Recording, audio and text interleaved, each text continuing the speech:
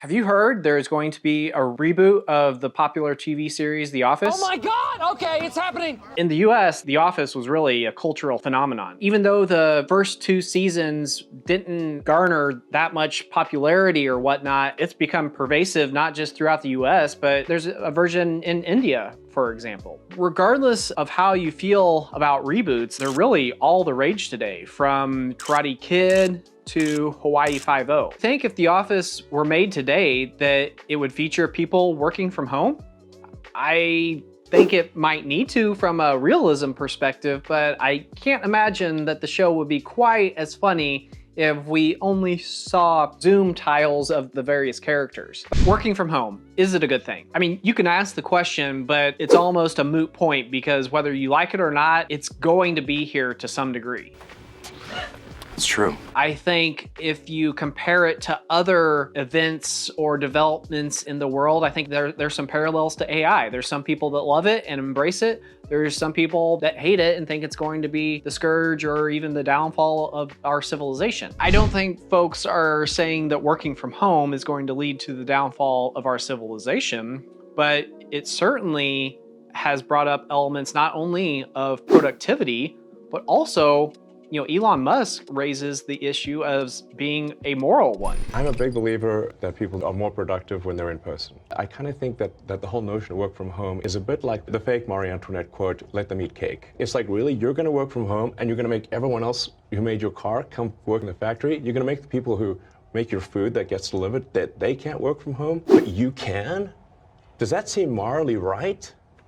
That's messed up. So ignoring the rather simplistic question of is it good, I have a few thoughts about working from home and hybrid work. The first one is that it's here. It's not going away. Just because it's here, does that mean it's going to work for every company in every industry in every geography? Absolutely not. I mean, it's definitely going to be a company by company, location by location type decision or thought-making process as to how to try to incorporate remote work if it's something that company ownership or management wants to pursue. It definitely depends on the type of work though. In our portfolio, we have manufacturing companies and among others, but if you think about a manufacturing company, a lot of what we do in manufacturing, there is almost zero potential for pure remote work. If the folks that are on the production line are not allowed to work from home, are the folks that are supervisors and managers allowed to work from home? And that ties into the clip from Elon that we showed that he feels like it's immoral for many of those supervisors or managers to work from home if the production staff cannot. That's messed up. And generally speaking, maybe I won't go so far as to say I think it's a moral issue. I do think that it at least presents an opportunity for those folks to be viewed as less effective leaders if they're not willing to be there on the front lines with their employees. Now, if you look at manufacturing, whether it's our portfolio or not, we're really going to instill a culture of you need to be there in order to do your job. Now, even if we wanted to be flexible to key employees because maybe a spouse's health was failing or something along those lines, I mean, sure, that might be something that we would consider on a one-off basis. Managers, supervisors, in that type of environment simply cannot be as effective if they're not on the factory floor working with the folks that are actually making the widgets or making the items that we're trying to sell. As a business owner, I know these working from home issues feel very acute and very, not instrumental, but have the potential to cause great harm to the company, at least in the terms of lost productivity, losing workers, et cetera, et cetera. But I think you can make the argument that the folks that are going to feel even more pain are the city officials and whatnot. If you look, a lot of the major metro areas, you're going to see vacant office building. As of now, that's what you're seeing. Not only has it shifted the dynamic for how you're managing your business, it's shifting the dynamic for how you're going to manage a city. There is now over 100 million square feet of empty office space or leasable space in Manhattan.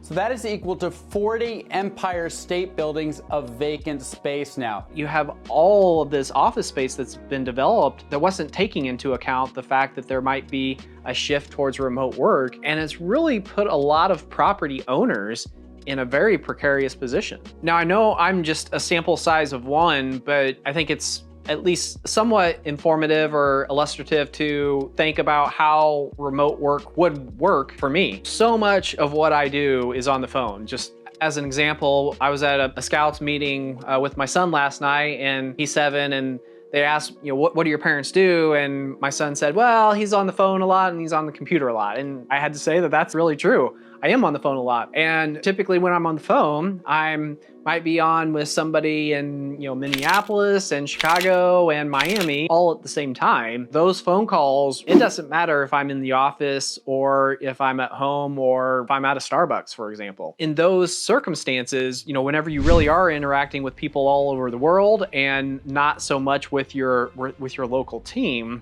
I think the case that you can make for remote work is much, much higher. But even more so, I think it really depends on how you think about the worker, either as an individual contributor or as a manager. Now, again, in manufacturing, the individual contributors still need to be at the office. However, in more knowledge-based roles, I think you can make the argument that the individual contributors potentially could be as effective or maybe even more effective at home. Even though I think you can make the case that individual contributors could be as effective at home versus in the office, when you get to the point of a manager, I don't really see how, in the way that we work today, how a manager is going to be as effective with a remote team with folks working from home as they would be in person. Now, granted, maybe that's just the reality of the situation, that it's going to be a remote team. That's the only way that you can recruit your staff or this or that. But ignoring all those features, I personally think that managing a team remotely would be much harder because if nothing else, you don't have the potential to build rapport with your colleagues. I don't know about you, but there's so many times where I'd just be walking by somebody's office and we just start chatting about something casually, socially, like a sports team or whatever. And then it turned into a very meaningful work-related conversation that wouldn't have happened if we weren't in the office. And so I guess where I'm going with this is that there are certain realities that we can't ignore, but with those realities come new challenges that we're obviously going to have to overcome. When it comes to remote work, I really don't think it's going to be a binary situation. I think the hybrid model is probably going to be what becomes dominant in the situations where any remote work is possible. What's the right formula for hybrid? Man, your guess is as good as mine. I certainly haven't figured it out. But in terms of the way that the workplace demands are shifting, the way that people's priorities are shifting, I see a hybrid work environment for a long time going forward. Another trend that seems to be developing is the push for a 4-day work week. Now, in addition to some countries that might have a 4-day work week in place, at least at the beginning, the UAW was included a 4-day work week as part of their demands. I've read some articles about companies that have employed it, and there's some very interesting findings, and I'd love to share some of those with you if you'd like to hear about that. Just let me know in the comments. We can build a video on that. Getting back to where we started and talking about the office, I've thought a little bit about this, and I actually think that Michael Scott would like working from home.